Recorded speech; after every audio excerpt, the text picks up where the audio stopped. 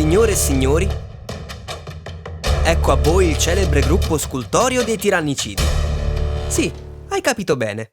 Si chiamano così perché i due protagonisti, Armodio e Aristogitone, sono raffigurati nell'atto di assassinare il temibile tiranno di Atene, Ipparco, figlio di Pisistrato e fratello di Ippia.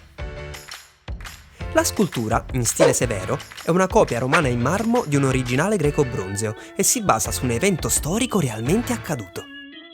Forza, analizziamo insieme le due figure. Il giovane quindicenne Armodio è rappresentato senza barba e completamente nudo, colto in un gesto d'impeto con il corpo proteso in avanti e il braccio destro sollevato. La testa ha una forma marcatamente geometrica, con grandi occhi e bocca chiusa. La muscolatura possente evoca tutta la potenza del giovane corpo. No, Ermanno, non sto parlando di te. Aristogitone è invece rappresentato con la barba, a sottolineare la sua età più matura, di circa 35 anni. Incredibile, per loro erano già tanti. Anche lui è completamente nudo, ad eccezione della corta clamide, ossia il mantello che copre il braccio sinistro proteso in avanti, nell'atto di proteggere Armodio con una parata. Il tallone destro sollevato da terra e la gamba sinistra leggermente piegata ci fanno capire che l'uomo sta scattando in avanti.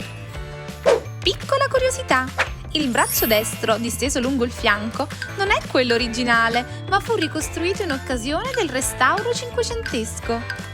Entrambe le sculture erano originariamente armate di doppia spada corta, delle quali resta solo l'impugnatura stretta tra le mani. Chissà come dovevano essere. Devi sapere che l'attuale testa di Aristogitone è un calco in gesso ottenuto da una copia rinvenuta a Roma. Precedentemente al suo posto era stata erroneamente collocata la testa appartenente a una copia del Meleagro di Scopas, anch'essa conservata qui al Man. Ma cosa spinse i due giovani a un gesto così estremo e cruento? Le motivazioni ci vengono narrate da diversi autori, con differenti interpretazioni tra ragioni politiche e sentimentali. Erodoto e Aristotele raccontano che l'assassinio avvenne per motivi politici.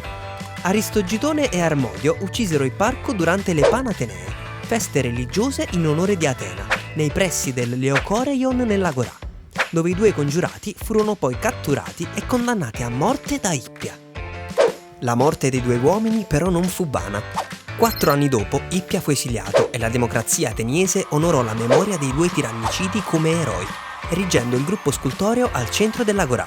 Quella dei tirannicidi fu la prima scultura dedicata a due uomini mortali, un privilegio fino allora riservato solo a divinità, semidivinità ed eroi. I tirannicidi divennero così simbolo della lotta del popolo contro la tirannide a favore della democrazia, tanto da essere riprodotti su monete, vasi dipinti e rilievi.